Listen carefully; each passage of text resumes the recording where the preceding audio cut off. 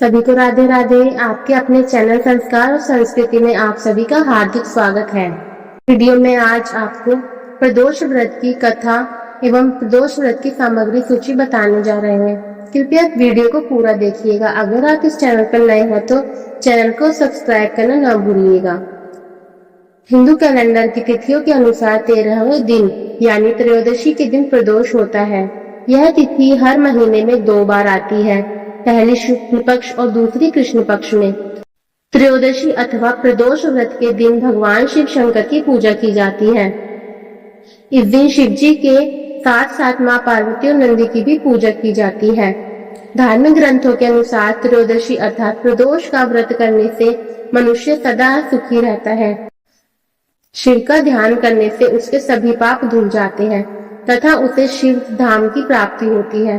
प्रदोष व्रत करने के लिए निम्न सामग्री की आवश्यकता होती है: सफेद पुष्प, सफेद फूलों की माला, आंकड़े का फूल, सफेद मिठाइयाँ, सफेद चंदन, जल से भरा हुआ कलश, बेलपत्र, धतूरा, भांग, आरती के लिए थाली, कपूर, धूप, दीप, शुद्ध घी अगर गाय का हो तो अति उत्तम है, सफेद वस्त्र, हवन सामग्री एवं आम की लकड़ी इत्यादि।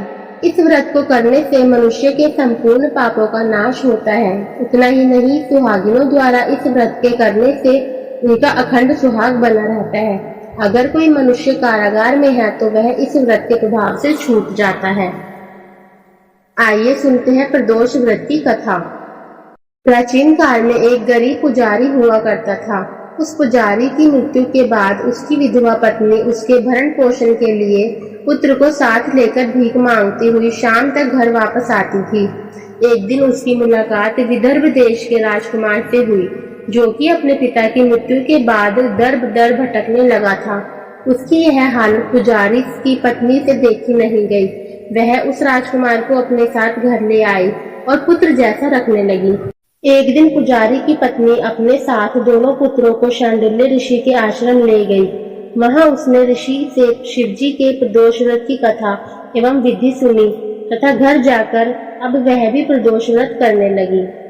एक बार दोनों बालक वन में घूम रहे थे।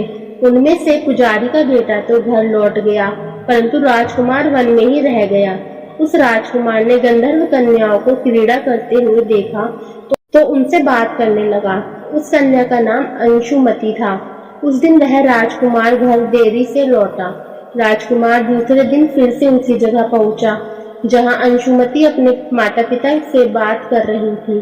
तभी अंशुमति के माता पिता ने उस राजकुमार को पहचान लिया तथा उससे कहा कि आप तो विदर्भ नगर के राजकुमार हो ना, आपका नाम धर्मगुप्त है। अंशुमति के माता पिता को वह राजकुमार पसंद आया और उन्होंने कहा कि शिव जी की कृपा से हम अपनी पुत्री का विवाह आपसे करना चाहते हैं। क्या आप इस विवाह के लिए तैयार हैं?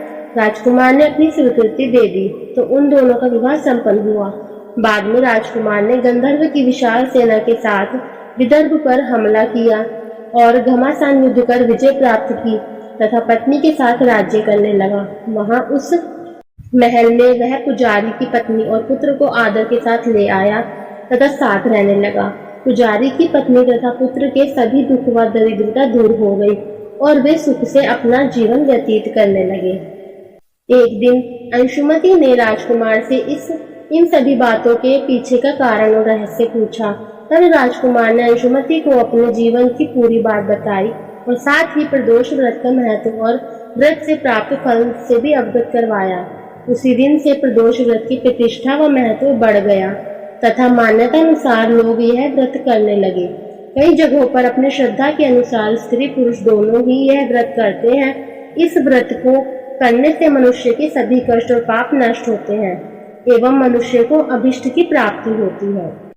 शिव जी की कृपा पाने के लिए आप भी प्रदोष व्रत अवश्य करें। आपको हमारी वीडियो अच्छी लगी तो कृपया लाइक, शेयर एंड कमेंट जरूर कीजिएगा। अगर आप हमारे चैनल पर नए हैं तो चैनल को सब्सक्राइब करना ना भूलें तथा बेल आइकन जरूर दबाएं। सभी को राधे राधे।